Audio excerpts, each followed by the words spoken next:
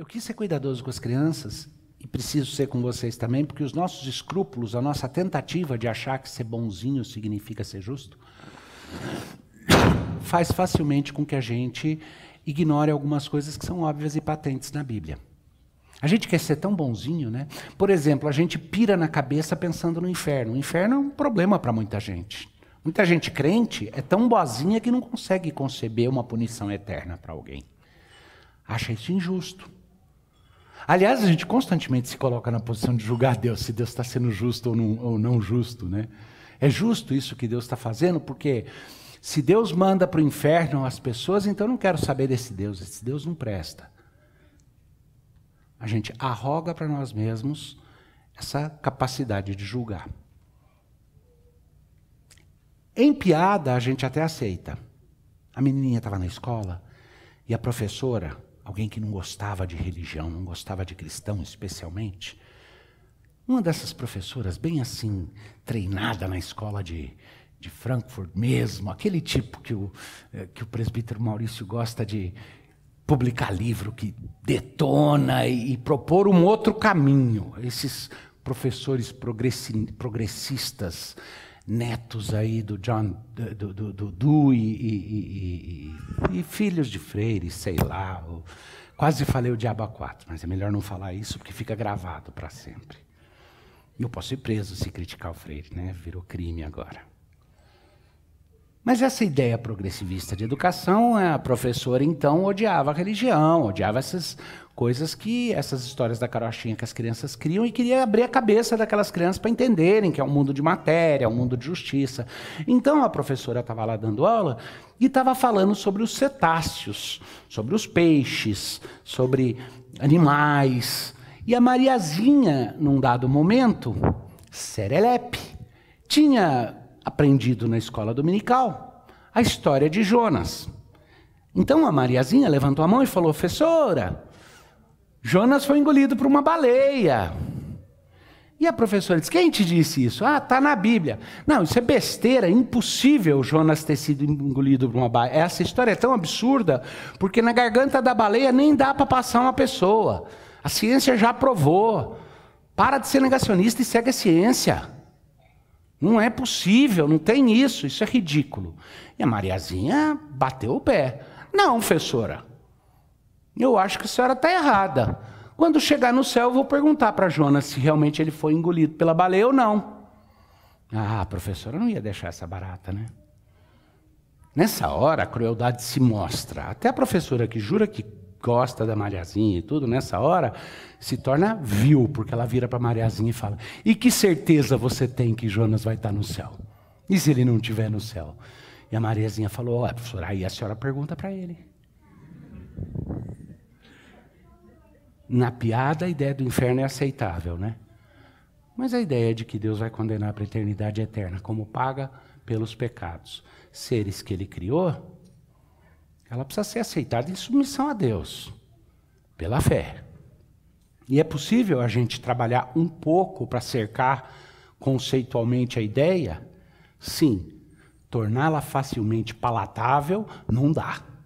E tentar fugir disso é fugir daquilo que a Bíblia diz explicitamente. E no que ela diz explicitamente, eu sou cativo às Escrituras. Eu não tenho a liberdade para reinterpretar as Escrituras dentro da minha expectativa do que é o bem. É a mesma coisa daquilo que eu mencionei para as crianças. A gente faz discussões sobre pena de morte sem levar em conta, e eu estou disposto, eu acho que na vida em sociedade a gente pode sim ter uma discussão quanto à efetividade, quanto à aplicabilidade, quanto à possibilidade de justiça. Num sistema completamente pervertido e injusto, a gente pode virar e falar: não vai dar para implementar isso porque a gente vai acabar só matando um certo grupo étnico, só matando um grupo econômico, e que já acontece, né?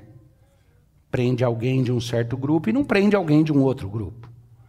Essa discussão é válida, mas aí nós estamos discutindo conjuntura, aplicabilidade.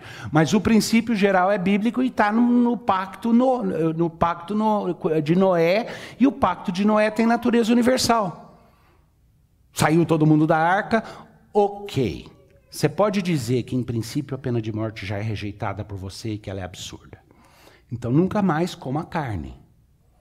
Porque o mesmo pacto que disse, de agora em diante você pode matar os bichos para comer, disse, e o bicho que causar a morte de um ser humano também será posto à morte, e aliás eu vou requerer o sangue também do que assassinar o seu semelhante. Aí todo mundo vem com mas Deus mandou matar na guerra, mas tem isso, mas tem aquilo, e quem matar não vai... E quem matar não vai... Para. Isso tudo se discute depois, mas o princípio geral ali é o seguinte... E a chave está na justificativa que Gênesis capítulo 9, versículo 6 dá. Ela não diz, eu vou requerer o sangue do homem que matar o seu semelhante e o matar ali e assassinar. Tá? Não está falando de homicídio culposo que a gente considera, está falando de assassinato. Tá? Não diz porque a vida humana tem valor. Não diz porque o semelhante precisa ser amado. Em outros lugares essas coisas são afirmadas. Mas ali no capítulo 9, versículo 6, diz... Porque o homem foi criado à imagem e semelhança de Deus. Porque o homem é a imagem e semelhança de Deus. E quem arroga para si o direito de ferir de morte, de assassinar o seu próximo, está cometendo um crime contra Deus. E por isso Deus vai requerer o sangue. Está lá. A gente pode discutir em outros momentos, outras coisas, mas eu precisava de um exemplo chocante desses. E estou oferecendo para vocês o inferno, a própria existência do inferno, como um dilema para nós, algo que choca a nossa moral de autônomo. E essa questão aí da ordem de Deus com relação a... E particularmente esse daí da pena de morte tem um peso diferente, porque não é nenhuma discussão que dá para escapar dizendo isso fazia parte da lei mosaica, isso era para o povo de Israel, eram outros tempos. Não, faz parte dos primórdios da humanidade e a justificativa que é dada continua vigente. O ser humano continua sendo imagem e semelhança de Deus. Agora... Se você tiver com a sua Bíblia aberta, você faz bem em acompanhar. No livro do Apocalipse, no capítulo 8, que é onde nós vamos começar a trabalhar agora, o que nós encontramos é exatamente isso. É exatamente, eu vou trabalhar o 8 e o 9 hoje. Eu vou até botar um timer aqui para ter certeza que eu tento ficar dentro do que seria o nosso tempo adequado. O que nós temos é uma situação difícil. E ela pode sim ser cercada, qualificada de certa maneira, reconhecendo onde é que estão as aspas que abrem e que fecham o conceito, e essa contextualização pode nos ajudar a compreender, mas no final das contas vai depender de um coração disposto a saber que o parâmetro do que é justo, verdadeiro e bom é Deus, que o que Ele faz é sempre bom. Porque aqui nós vamos começar a ver os resquícios de vingança. E quando a gente escuta uma oração imprecatória, são as orações que falam, vinga, Senhor, aqueles que... Senhor, eu odeio aqueles que te odeiam. Senhor, traz vingança para mim contra aqueles que cometem injustiça comigo. No abstrato fica mais fácil aceitar, porque todos nós experimentamos esses sentimentos de injustiça cometida. A ira santa, quando algo realmente errado acontece. É mais difícil a gente aceitar e a gente quer ter escrúpulos de bondade, de ser melhor que Deus, quando Deus estabelece, olha, essa vai ser a consequência e isso vai ser o que eu vou trazer. Até agora, o que nós vimos é, nos momentos que acontece fora do tempo e do espaço, na sala do trono, as ordens e os passos na relação com Deus, e eles são traduzidos para a vida prática dentro do curso da história. Até agora, o que nós vimos nesse momento foi a esperança que Deus nos traz de que nos momentos piores Ele vai estar nos disciplinando e nos treinando. Nós vimos Deus aplanando as coisas e estabelecendo justiça. A promessa de que um dia o shalom dele vai ser estabelecido. O que a gente não viu de forma escancarada até agora e vai começar a ver é Deus dizendo o que Ele vai fazer com os ímpios. E aí dá dó. Aliás, em Abacuque, quando em antecipação, em Abacuque Deus está lidando só com o povo judeu e com as nações. Depois, o povo dele, enxertados no povo judeu, está a igreja. E aí é a igreja em relação às nações. No contexto de discutir em Abacuque o povo judeu e as nações, há uma frase muito forte lá no capítulo 1 que diz assim: eu vou fazer coisas tão horríveis que vão te virar a cabeça. Você vai ficar pirado de ver as loucuras que eu vou fazer. E não está falando de loucuras positivas. Eu já vi gente tirar esse versículo de contexto e achar que está falando de bênçãos. Não, ele está falando de coisa ruim. Abacuque começa reclamando: Senhor, aqueles que fazem injustiça, aqueles que cometem torpeza, até quando, Senhor, até quando? Sei que o Senhor é justo, sei que o Senhor é verdadeiro, mas até quando? E Deus vira para ele: calma, vai vir, vai parecer que tarda, mas não vai tardar. E quando eu fizer, vai virar a cabeça para você. Então escreve aí o que eu vou fazer. Agora, eu sei que em Abacuque ele não está falando somente do que vai acontecer com o povo judeu, porque no meio da promessa do que vai acontecer com o povo judeu, ele expande essa promessa e ele fala de um dia no qual o conhecimento da glória de Deus vai cobrir a terra como as águas cobrem o mar. Então ele está falando de algo universal que vai acontecer também. E essa ideia vai acontecer, coisa que vai virar a cabeça. É de torar a manivela, como diriam lá no Nordeste, né? Vai ser loucura mesmo. E aqui no capítulo 8 começa a aparecer as coisas que vão, de fato, parecer loucura. Mas eu falei que eu ia oferecer aspas que devem nos ajudar a digerir o meio de campo. A primeira dela está no comecinho. Nos versos 1 a 5 do capítulo 8, nós lemos: quando o cordeiro abriu, isso tudo está acontecendo na sala do trono. As duas aspas acontecem na sala do trono. Faz uma divisão na sua cabeça entre o que está acontecendo na sala do trono, que é fora do tempo e no espaço, como se estivesse olhando de cima, e o que está acontecendo na história lá embaixo. Tem dois momentos nos dois capítulos que eu vou lidar, que é o que está acontecendo na sala do trono. João está lá presente, foi levado para testemunhar. E aí João começa a descrever o que da sala do trono ele vê acontecendo no curso da história humana.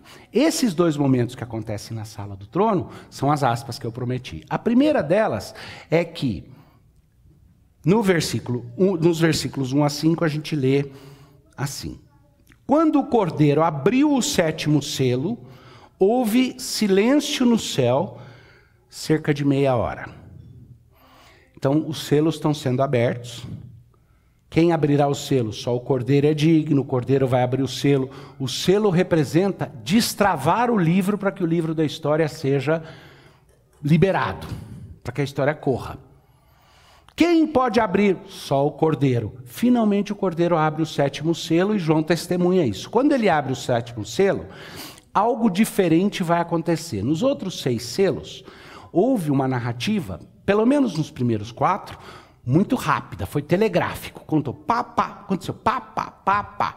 Depois, os próximos 3, um pouquinho mais de desenvolvimento. Isso vai se repetir com as trombetas. 4 e 3, são 2 grupos. Quando ele abre o sétimo selo, algo de extraordinário está acontecendo, porque a primeira coisa é que fez-se silêncio no céu cerca de meia hora.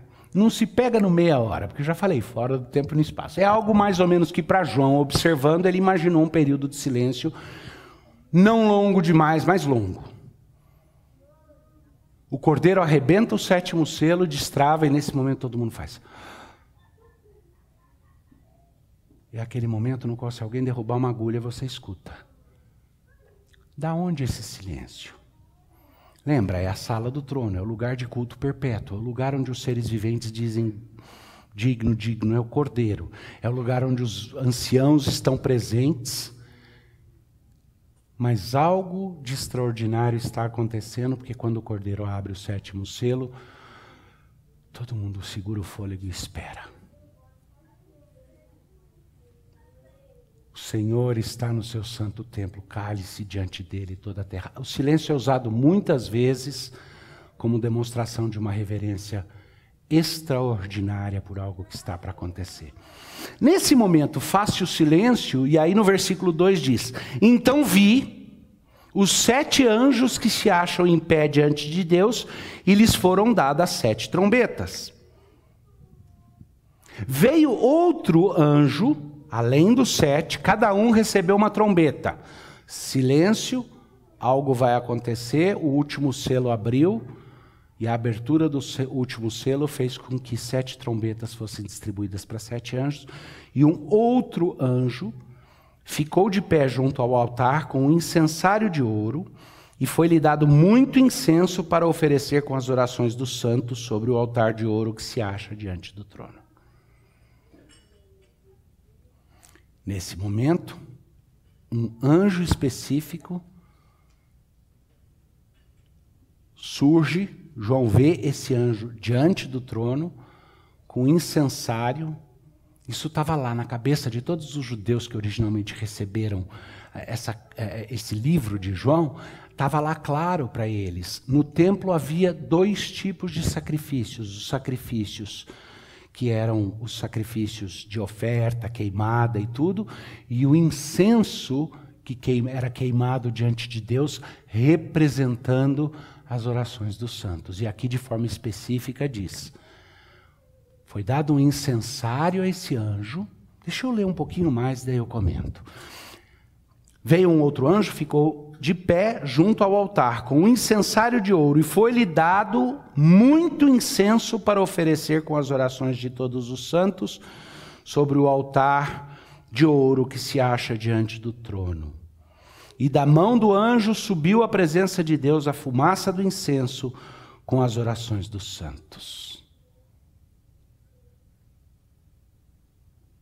Queria ter tempo para desempacotar um pouco com vocês quantas coisas, quantas alusões existem aqui, que vão desde o templo até... Mas para o propósito de fazer as aspas que eu prometi, o que são essas orações dos santos? São as nossas preces. Senhor, cura fulano que está doente. Senhor... Não, essas orações sobem. E a Bíblia às vezes fala do incenso subindo com as orações dos santos em contextos mais amplos. Mas aqui específico, João está observando no céu a contrapartida celeste de algo que está acontecendo lá embaixo na história. O que foi a última referência que você ouviu aos santos no meu último sermão da semana passada? Deus vai selar os seus e por isso ele vira para os 4 anjos que estão travando os ventos e diz: para e não faz nada até que sejam selados o grupo daqueles que são os eleitos, porque eles serão protegidos.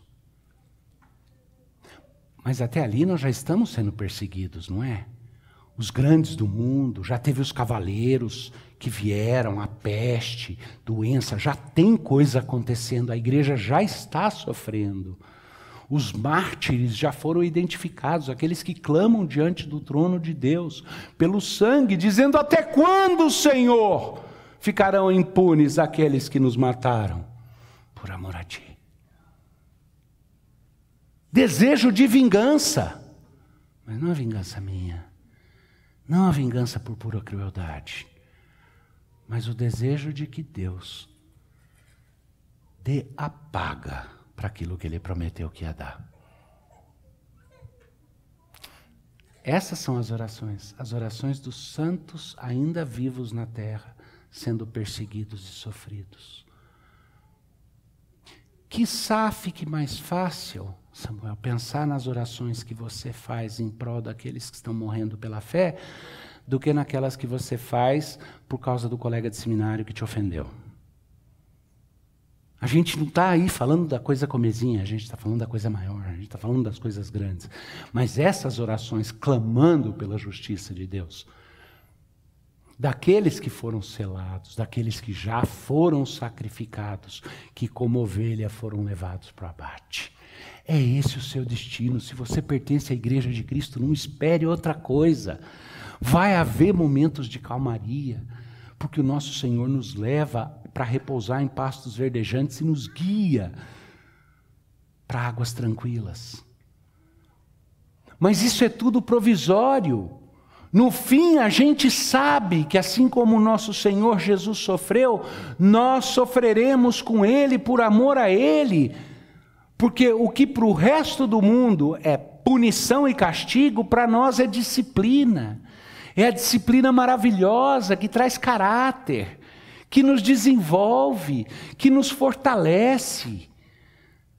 Como essa semana eu disse, pregando em outro lugar, não é só a disciplina que a gente pensa como punição. É também a disciplina do atleta, que precisa correr todo dia e forçar os músculos até o limite para que eles se fortaleçam. E o músculo hoje forçado até o limite, amanhã consegue ultrapassar esse limite e um pouco além. E Deus está criando em nós caráter para que a imagem de Cristo seja vista em nós. Mas não se iluda por um minuto, aqueles que Deus usa como algozes contra o seu povo não deixarão de pagar a conta, porque eles o fizeram voluntariamente. A ideia da gente é, mas se Deus usou para punir, então Deus manipulou, então Deus é culpado. Não. Está aí a beleza da forma como Deus exerce o seu governo. Essas pessoas o fizeram de livre escolha. O que me leva para as outras aspas. Eu falei aspas, né? 2. Começo e fim. Pula para o finalzinho do capítulo 9. E antes de eu ler o resto do sanduíche, das trombetas, eu quero ler o finalzinho do 9 com vocês, que é onde fecha aqui esse momento. Depois ainda sobra uma trombeta, a trombeta final. É que a trombeta final já antecede o momento no qual o homem chega.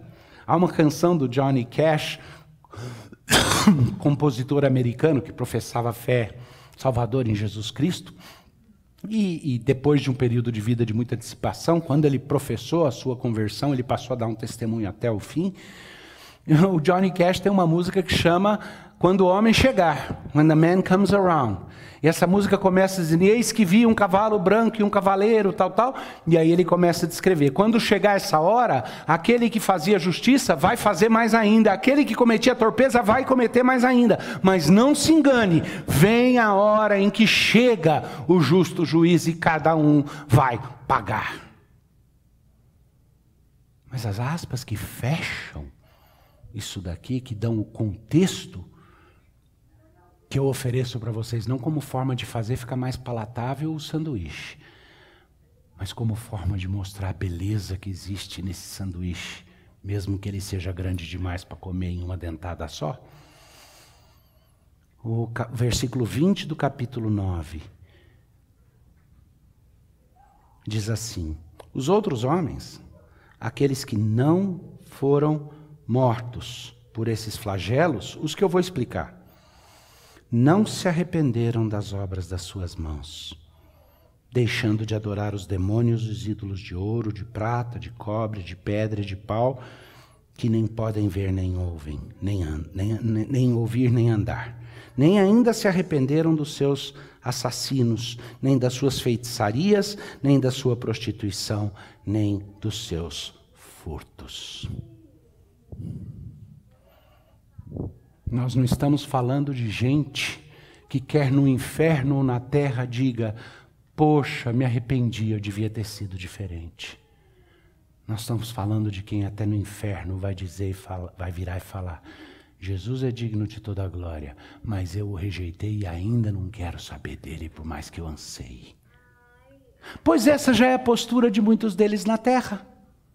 Como um grande filósofo que dizia com toda clareza, grande filósofo, ateu ou agnóstico, idolatrado por grande parte daqueles que se acham progressistas ou de esquerda.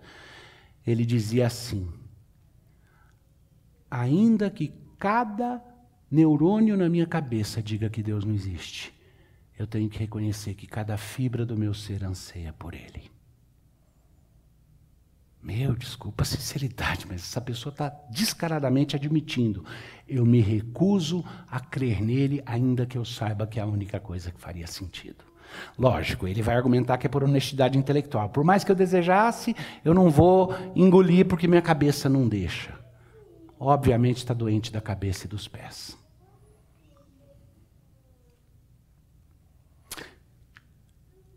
o que o texto diz aqui no final é que aqueles que... E quando ele diz aqueles que ainda não morreram por esses flagelos, está dizendo, outros vão morrer no meio do flagelo. E alguns vão sobreviver até o fim do flagelo. Mas nenhum deles vai ter arrependimento. Todos eles vão continuar intentos, rebeldes contra Deus. E pior, pelo testemunho dos flagelos que verão na terra e do que verão acontecendo com outros que, como eles, eram rebeldes contra a revelação do Altíssimo, eles deveriam entender que os flagelos não acabam por ali. Que há outros flagelos piores por vir e que são eternos. Como o verme que come e nunca lhe morre, com uma distância perpétua de Deus e dos outros. E essas são descrições bíblicas do inferno. Do lago de fogo para onde essas pessoas serão lançadas. Tem tanta gente crente que quer escapar a qualquer custo disso. Por exemplo, há várias pessoas que dizem, então a solução é acreditar que quando jogar no lago de fogo, evapora e desaparece todo mundo. Então eles assumem aniquilacionismo, a punição não é eterna. O céu é eterno, a punição é temporária e depois...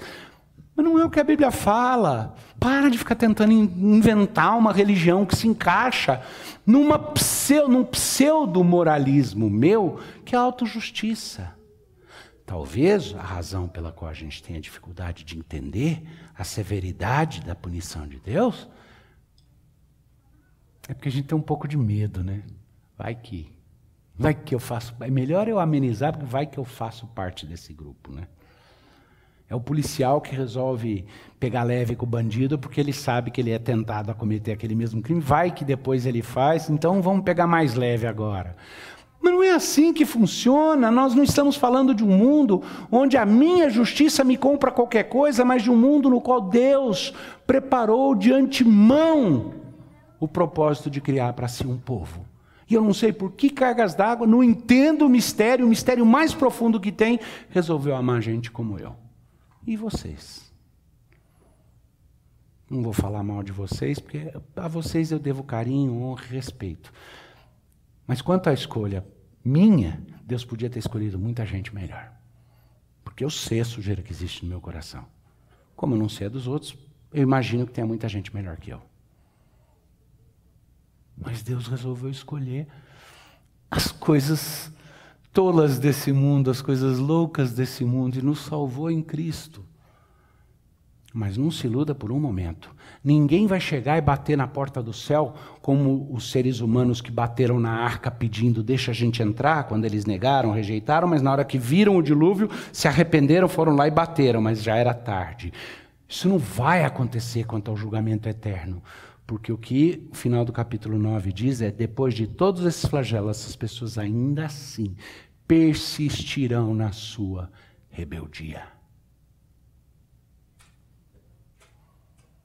Continuarão dizendo, mas eu prefiro ser eu mesmo, eu sou mais eu. Quem sabe de mim sou eu. E vão perder a oportunidade maravilhosa de olhar para o Cordeiro, lindo, ressurreto, leão da tribo de Judá, forte e poderoso, Senhor dos tempos, que senta soberano no seu trono, que concede, que recebe as orações dos seus santos, clamando pela vingança, mas os ama, que sabe demonstrar misericórdia a todo quebrantado, mas que resiste aos arrogantes. O Senhor Deus Todo-Poderoso, que coloca um pouco de brasa do altar dentro do incensário daquele anjo que queimava o incenso, e subia a fumaça do incenso junto com as orações dos santos na presença de Cristo, tudo acontecendo na sala do trono.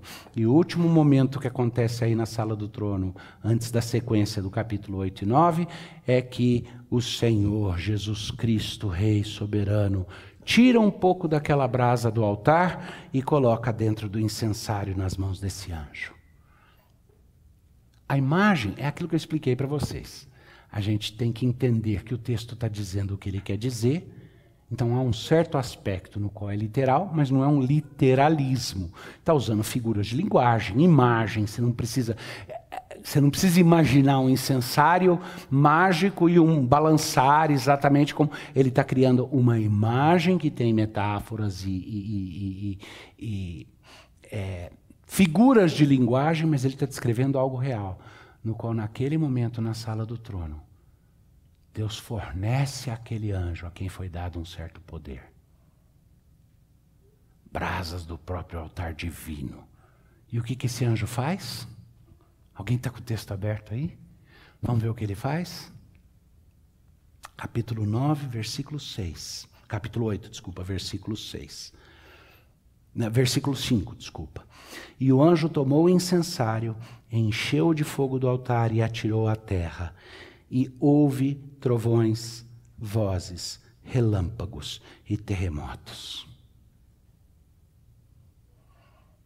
É chegado o julgamento de Deus sobre a terra. Acabou o reprieve. Acabou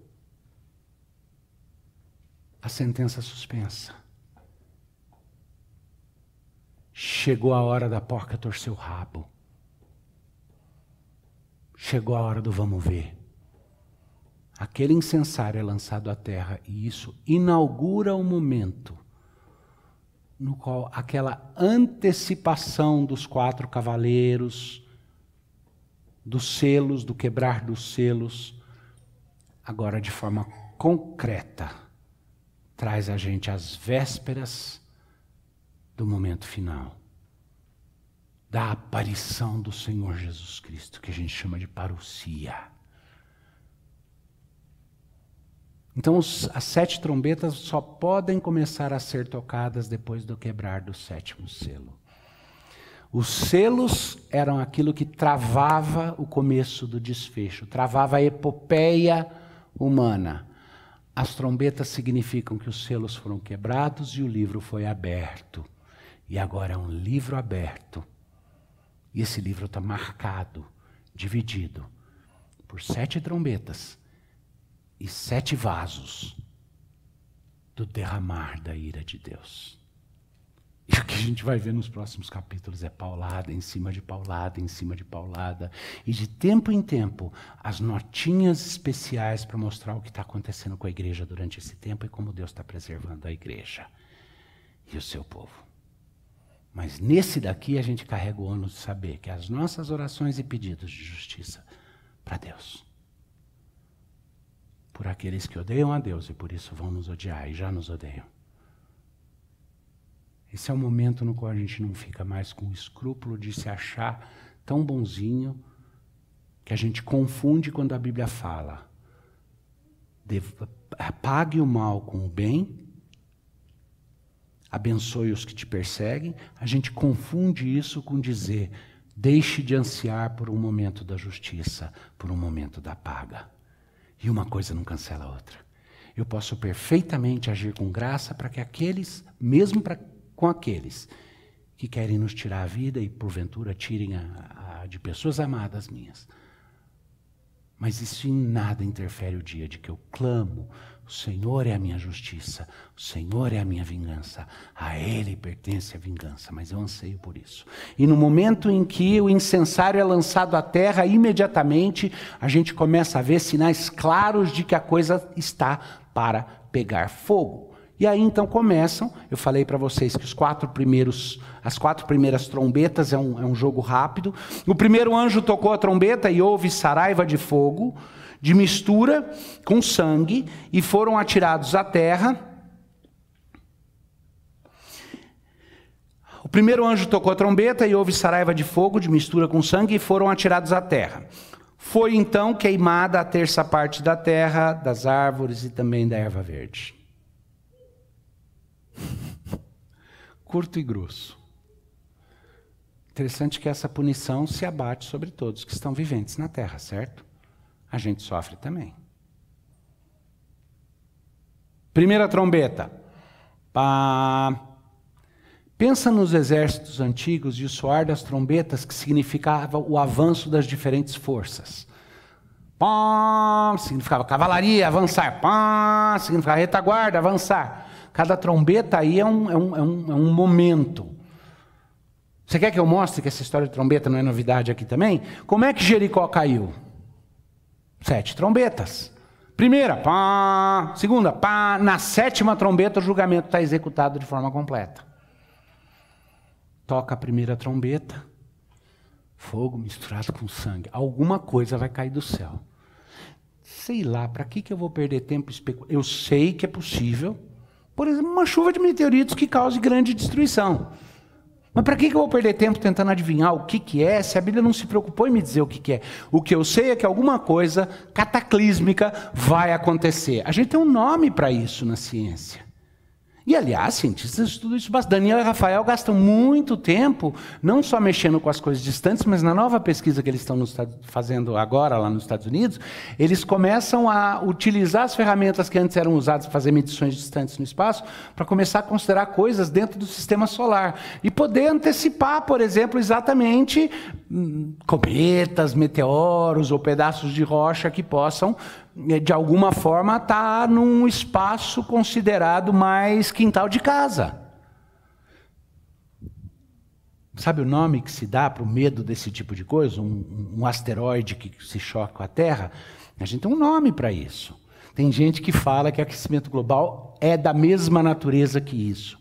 Mas, geralmente, esse termo é usado para falar de um evento pontual.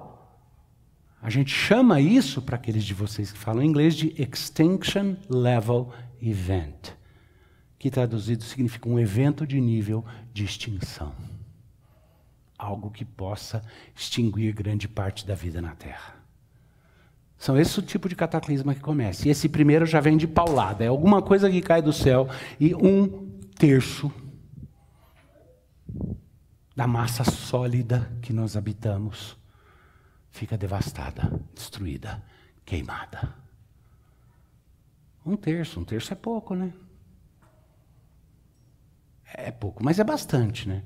Qual a nossa população hoje? 1/3 de 8 bilhões, 5 ponto alguma coisa sobrariam, né? Ainda sobra bastante. Você perder 1/3 do seu dinheiro, sobra 2/3 ainda. Mas o primeiro já vem e cataplum. 1/3 da terra, da vegetação queimada. Segundo, também, jogo rápido. O segundo anjo tocou a trombeta e como que uma grande montanha ardendo em chamas foi atirada ao mar, cuja 1/3 parte se tornou em sangue e morreu a 1/3 parte da criação que tinha vida existente no mar e foi destruída a 1/3 parte das embarcações. Um segundo evento que vai acontecer agora não na terra seca, mas no mar, e que vai causar uma devastação, que vai levar junto 1/3 dos navios submarinos e sei lá o quê, 1/3 da vida marinha, vai sujar os oceanos. E eu imagino que até esse momento não vai cair a ficha para aqueles que permanecem nas suas feitiçarias, nas suas mentiras, nas suas idolatrias e tudo, de que eles estão sendo punidos por Deus. Sabe o que eles vão falar? É a mãe Gaia dando a retribuição porque nós não viramos todos veganos. Sem crítica aos veganos. Aliás, desculpa, não dá para segurar a piadinha, né? Ontem eu me diverti mostrando, acho que foi para o Flávio que eu mostrei que tem uma marca aí que produz produtos industrializados de alimento e tudo, e eles lançaram a primeira carne 100% bovina feita 100% de vegetais. Entender isso.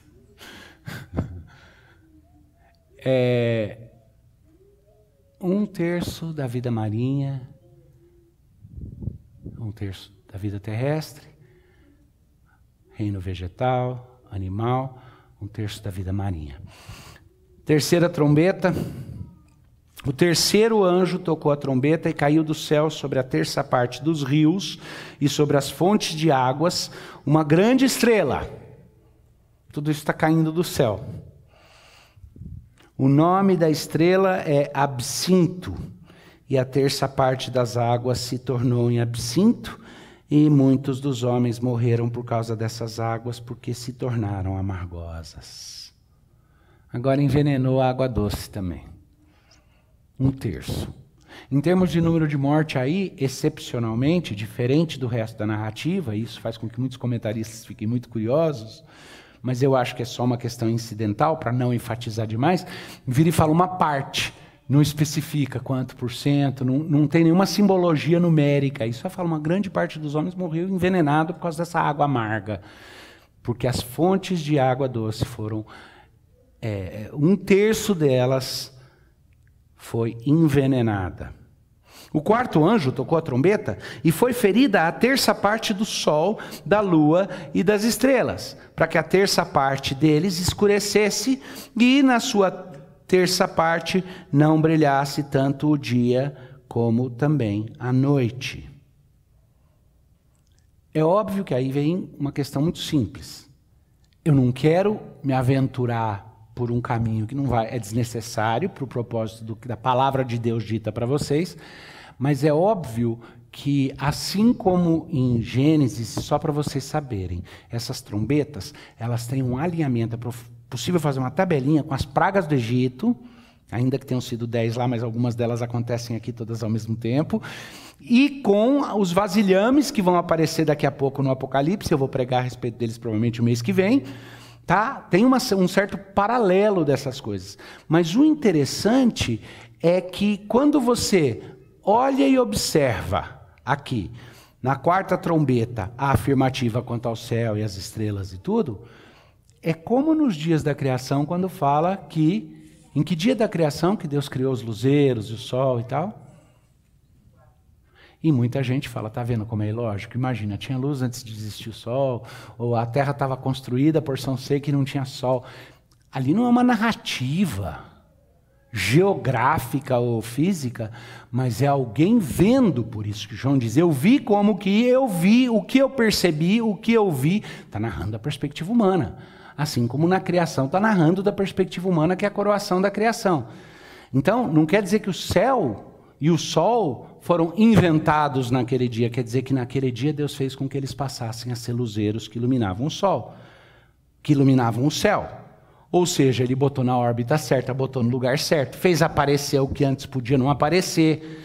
Isso é importante por causa de uma trombeta que vem logo ali na frente que vai tocar nesse assunto de novo. E ali vai ser algo diferente que vai acontecer. Então o que acontece aqui é, de alguma forma, esses fenômenos que aconteceram, desde os terremotos, desde tudo, esses meteoros batendo na Terra, esse estrago todo, 1/3 da Terra seca, 1/3 dos oceanos, tá tudo. Isso vai fazer com que a experiência humana seja de que 1/3 da luz do Sol está 1/3 da luz das estrelas e da luz da Lua foi-se. Eu fico lembrando do Bill Gates, o projeto dele de apagar o Sol. Eu estou com piada, né?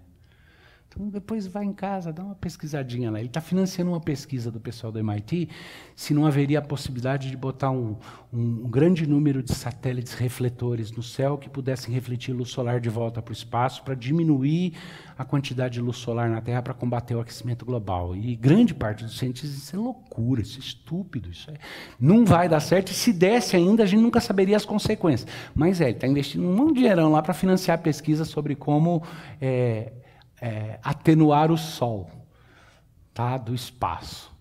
Não precisa, bobo. 1/3 daquela luz não vai mais ser experimentada por nós em algum momento. E a igreja está aqui ainda, hein? Não tem indicação nenhuma de que a igreja foi levada. Muitos morreram, perseguidos já, porque já começou a haver problemas e tal. Mas do que João entendeu lá na sala do trono aqui, ele não dá garantia nenhuma de que a igreja não esteja sofrendo os impactos desses cataclismas que estão vindo como disciplina para os ímpios. E é duro isso, porque de fato a gente sofre, né? Quando Deus entrega uma nação nas mãos dos espíritos maus que a lideram, o crente pena também, não pena? Mas para o crente é um exercício, é uma disciplina positiva, que o fortalece, que o ensina a ter fé. Para o não crente é pura disciplina. Então até agora a gente está sofrendo junto. Aí vem a quinta trombeta. Quinta trombeta é especial. Capítulo 9, versículo 1. O quinto anjo tocou a trombeta e viu uma estrela caída do céu e foi-lhe dada a chave do poço do abismo. Ela abriu o poço do abismo e subiu fumaça do poço, como fumaça de grande fornalha. E como a fumaceira saída do poço, escureceu-se o sol e o ar. Primeiro, vamos entender. Tem coisa aqui que a gente não precisa ficar fazendo associação com fenômenos para tentar explicar tudo. Mas tem coisas que é importante entender do que está se falando. Quando ele fala de uma outra estrela que caiu do céu, dessa vez, ele não está falando de nada físico. A própria terminologia que é usada, o texto no seu original, várias coisas que eu não vou entrar em detalhes aqui, nos sugerem que essa estrela agora, é estrela como é usado em outros momentos aqui para falar de anjos também. Tá?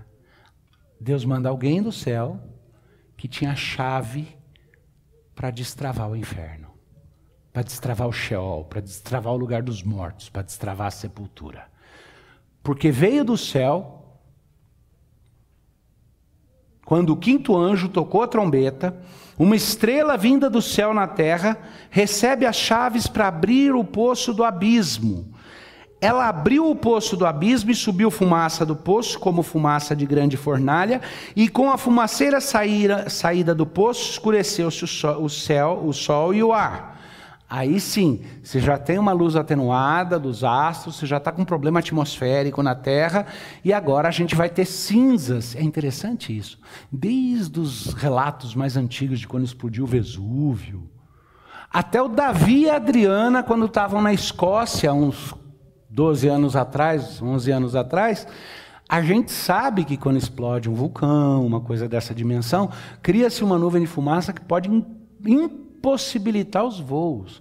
Eu e a Adriana sofremos flagelos gravíssimos, porque estávamos numa conferência na Escócia, e quando explodiu um vulcão na Escandinávia, lá nos países da região escandinava, esse vulcão soltou tanta fumaça que todos os voos foram parados. E aí nós tivemos que fazer o sacrifício de descer de trem da Escócia para a França e passar uma semana em Paris esperando abrir os voos. E sofremos. Mas nenhum avião podia levantar voo porque o risco do avião cair com a fuligem e tudo era grande. Aqui alguma coisa vai acontecer. Mas até agora parece. Não, pode ser que seja um cometa que bate e destrava um vulcão, explode um vulcão. Mas não é. Deixa eu continuar lendo para vocês, vocês vão ver que é um pouco mais que isso. Aí vai explicar por que eu falei de alguém que recebeu autoridade para destravar uma chave. Também da fumaça saíram gafanhotos para a terra, e foi-lhes dado poder como o que tem os escorpiões da terra. E antes de você pensar, é uma praga de gafanhotos, como foi no Egito, espera um pouquinho, porque esses são gafanhotos especiais. É diferente. Vovó Eulina, querida vovó Eulina, que está lá na glória, eu creio, esperando o momento da gente reencontrar, a vovó era uma mulher extraordinária, mas algumas características de família antiga e tudo, da família que a gente compartilha, é que certas coisas você sempre tem um orgulho familiar, né? Então, uma vez, papai morava nos Estados Unidos e a vovó ligou para o papai para contar que um tio distante dele, um tio de segundo, terceiro grau, tinha sido preso, porque ele fazia parte de uma quadrilha de falsificantes de dólares, e tinha sido preso. Mas ela falou, mas Lauzico, ela chamava ele de Lauzico, ele foi preso, porque ele era da quadrilha, mas ele não era bandido como ele era o chefe da quadrilha. Isso era mais especial, né? Pelo menos tinha uma distinção. Aqui, no caso, esses gafanhotos eram gafanhotos especiais, não gafanhotozinhos comuns, não. Olha só. Esses gafanhotos receberam... Quando fala recebeu poder, aí a tradução é meio confusa. Esses gafanhotos causavam tanto medo quanto escorpiões. Essa é a ideia. Eles tinham a autoridade de escorpião. Era um gafanhoto, mas hoje quando você vê um gafanhoto, você pisa em cima, até pega, se você for criança, pega na mão para brincar com os outros, para jogar no cabelo da prima, para brincar. Esses não, esses de alguma forma eles causam tanto medo quanto o escorpião. Mas eles não são gafanhotos comuns e que tem o adicional de, sei lá, ferroar como escorpião, não. É mais que isso. Vamos continuar lendo. Primeira coisa, foi-lhes dito que não causassem dano à erva da terra, nem a qualquer coisa verde. Mas o que é que gafanhoto geralmente destrói? O estrago é sempre a plantação e tudo. Nem a árvore alguma, e tão somente os homens que não têm o selo de Deus sobre a fronte. Lembra do povo de Deus selado? Esses gafanhotos do inferno recebem autorização só para... deixa eu ler que o texto diz melhor do que eu posso. Foi-lhes também dado que não os matassem, e sim que os atormentassem durante 5 meses. E o seu tormento era como o tormento de escorpião quando fere alguém. Naquele dia os homens buscarão a morte e não a acharão. Também terão ardente desejo de morrer, mas a morte fugirá deles. Se você acha que não está claro que esses são gafanhotos do inferno, que só picam quem não tem a marca do selo do Senhor, que picam e preveem, impedem que a pessoa morra, mas a pessoa vai passar aí esse período de 5 meses, não se apega ao número 5, aí é usado, ele tem toda uma questão de que o 7 é um número da perfeição, o 12 é o número da obra completa, e o 5 é sempre o número de homem, tá? E o 6 é um número que não é nem homem, nem divino, nem santo, por isso 666. Mas sem desviar por isso, esses gafanhotos do inferno já estão causando um estrago desgraçado. Eles foram mandados por Deus para atormentar. E agora o povo de Deus, o povo que foi selado, já não vai sofrer o impacto completo deles. Certo? Agora ele vai descrever, ele fala, esse pessoal está tão atormentado que quer morrer, pede para morrer, mas não morre. Agora você vai entender por que eu estou chamando de gafanhoto do inferno, por que eu estou te chamando de gafanhoto demoníaco. O aspecto dos gafanhotos era semelhante a cavalos, preparados para a peleja. Na sua cabeça havia como que coroas parecendo de ouro, e o seu rosto era como o rosto de homem. Então você imagina que os ouvintes originais aqui estavam acostumados a ver cavalos de guerra. O cavalo de guerra está com uma armadura parcial e tal. Na cabeça, um capacete de cavalo, que só a orelhinha ficava de fora, protegia a testa e tudo. E ele vai fazer essa descrição. Ele continua dizendo, tinham também cabelos como o cabelo de mulher, seus dentes como dentes de leão. Tinham couraças como couraças de ferro. O barulho que suas asas faziam era como o barulho de carros, de muitos cavalos quando correm a peleja. Já vi gente falar que os gafanhotos aqui, na verdade, são helicópteros que vão ser usados de alguma forma para ataque. Eu creio aqui que nós estamos falando de coisa já fora da curva. Eu creio que são gafanhotos demoníacos ou algum tipo de manifestação perversa que Deus vai soltar sobre esse mundo para atormentar aqueles que estão sendo confirmados na sua rejeição de Deus. Tinham couraças como couraças de ferro, o barulho que suas asas faziam era como o barulho de carros, de muitos cavalos, quando correm a peleja. Tinham ainda cauda como escorpiões e ferrão na cauda, tinham poder para causar dano aos homens por 5 meses. E tinham sobre eles como seu rei, o anjo do abismo, cujo nome em hebraico é Abdon e em grego Apolion. O primeiro ai passou. Eis que depois dessas coisas vem ainda 2 ais. Eu pulei ali onde ele diz que uma águia, ele vê uma águia que anuncia ai, ai, ai. As últimas 3 trombetas são os 3 ais piores. E desses ais a igreja é preservada. Tá? Então ele acaba de narrar aqui os gafanhotos do inferno e ele diz, passou o primeiro ai, faltam mais 2. Tá?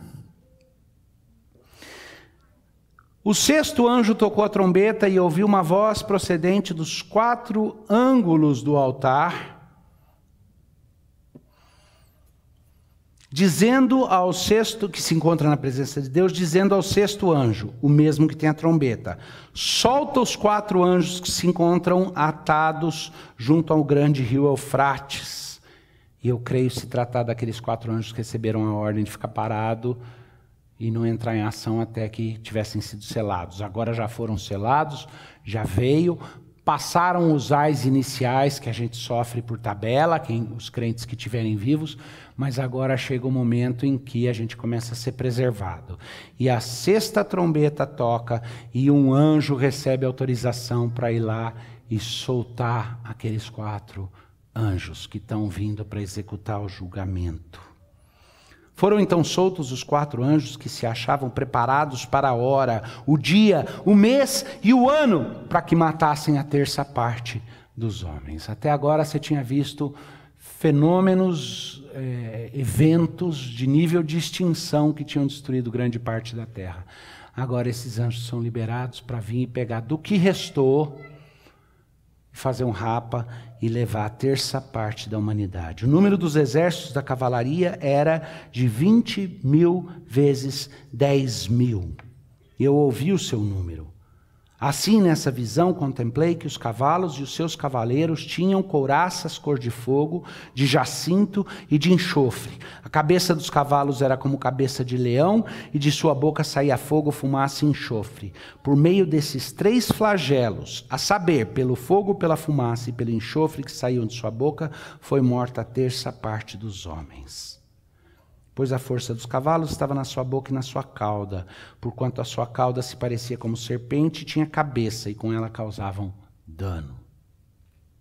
Alguma coisa extraordinária vai acontecer e esses anjos vão soltar uma outra coisa pior. O gozado é que a gente assiste um filme do Ghostbusters, e a gente consegue, na fantasia, conceber a ideia de que você destrava a porta do inferno, sai um monte de espírito, não sei o que, e causa estrago, e a gente até ri, porque fica no Ghostbusters, aparece de uma forma cômica e tudo. Mas é assustador para a gente considerar que a Bíblia fala de algumas coisas que são perfeitamente viáveis para a nossa imaginação comum, mas de algumas extraordinárias como essa. E não é a questão da descrição, de pegar a descrição e achar que a descrição, tentar fazer um desenho à luz da descrição, é uma linguagem humana para tentar explicar alguma coisa tão horrível que não dá para fazer um desenho igual. Se Deus quisesse que a gente tivesse o desenho, Ele dava o desenho na Bíblia. E não essa descrição com linguagem, essa descrição simbólica. Mas a coisa que essa descrição simbólica se refere é apavorante. Porque depois da destruição do que vem do inferno, há uma destruição de coisas que são da terra. Há uma ligação, e em outro momento eu posso me direcionar a isso, com reinos humanos e guerras finais humanas. Tá? A ideia de que estes agora são exércitos, que vêm do Oriente, que vêm de outros lugares. A Bíblia fala de Gog e Magog, tem outras passagens que parecem dar a indicação de que aqui não é igual no caso dos gafanhotos, que a gente está falando de tormento de forças demoníacas, mas agora nós estamos falando de uma crueldade humana que chegou ao seu ápice. Sabe quando a pessoa vai endurecendo com raiva de Deus e ela chega ao ponto de crueldades que a gente não acreditava que ela faria? Essa é a ideia aqui. E vai extinguir 1/3 dos seres humanos ainda vivos no planeta. Mas vai sobrar bastante gente ainda, né? Os outros homens, aqueles que não foram mortos por esses flagelos, não se arrependeram das obras de suas mãos, deixando de adorar os demônios e os ídolos de ouro, de prata, de cobre, de pedra e de pau, que nem podem ver, nem ouvir, nem andar. Nem ainda se arrependeram dos seus assassinos, nem das suas feitiçarias, nem da sua prostituição e nem dos seus furtos. No final das contas, o teste final está no pudim, né? É uma expressão americana que fala, o teste final está no pudim. Você tem que provar o pudim para ver se a receita era boa ou não. No final das contas, o fato de que, a despeito de tudo o que aconteceu, pessoas que a natureza revela a Deus, tudo que foi criado revela a Deus, a lei do coração revela a Deus, a existência do senso de justiça aponta para Deus. Os seres humanos são, Romanos 1, indesculpáveis, porque tendo conhecimento de Deus, se negaram a agradecer e prestar culto, antes se tornaram rebeldes e idólatras. E porque essa atitude é tão contumaz, ela permanece até mesmo quando todas as evidências, todas as desculpas foram tiradas e todas as evidências foram manifestas. É para o seu coração que você precisa saber que vai chegar um ponto no qual aquele que rejeitou a Deus vai ter todas as provas de que ele devia ter se arrependido, toda a disciplina possível, vai ter visto o demônio, vai ter visto tudo e vai continuar dizendo, mas eu não creio em Deus e eu vou permanecer naquilo que eu faço.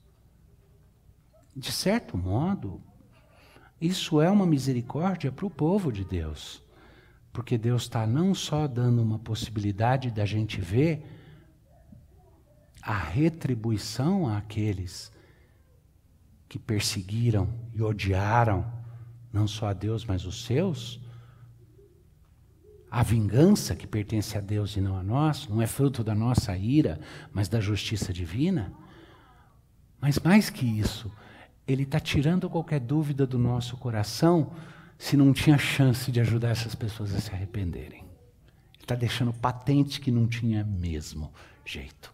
Porque tendo visto o que vão ver, coisas de virar a cabeça, de torar a manivela, ainda assim eles vão virar e falar, não creio e não quero, odeio a Deus.